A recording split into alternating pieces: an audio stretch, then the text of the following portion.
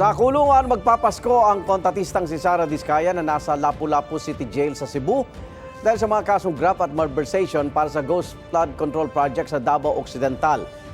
Samantala, hindi pinayagan na makalabas ang Senado ang asawa niya si Curly Diskaya, pati ang mga dating DPWH engineer ng Bulacan na humiling na pansamantala silang makalabas para sa Pasko. May unang balita si Bam Alegre.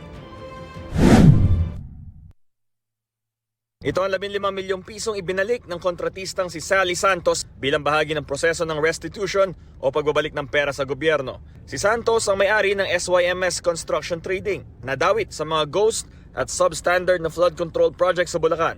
Nadawit din ang kumpanya sa hiraman ng lisensya ng mga kontratista ng gobyerno para umano sa mga proyekto ng DPWH.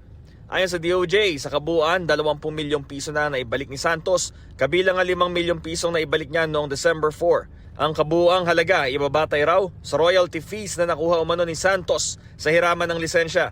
Nabigyan na raw ng provisional admission sa WPP si Santos, gaya ni na dating DPWH Bulacan 1st District Engineer Henry Alcantara at dating DPWH NCR Director Gerard Opulencia na nauna na rin magsaoli ng pera sa DOJ. Nananatiling nakakulong si Alcantara sa Senado matapos siyang makontempt noong mga pagdinig. Kasama niya roon ang mga dati ring DPWH engineer na sina Bryce Hernandez at JP Mendoza, gayon din ang contractor na si Curly Diskaya. Ayon kay Senate Blue Ribbon Committee Chairman Panfilo Lacson, humiling ang 4 na pansamantalang makalabas ng Senado para sa Pasko. Pero inaprubahan daw ni Senate President Tito Soto ang rekomendasyon ni Lacson na huwag silang pagbigyan. Ilang beses kasing nagbabala na Ombudsman Jesus Crispin Remulla at Pangulong Bongbong Marcos na maglalabas ng warrant laban sa kanila bago magpasko.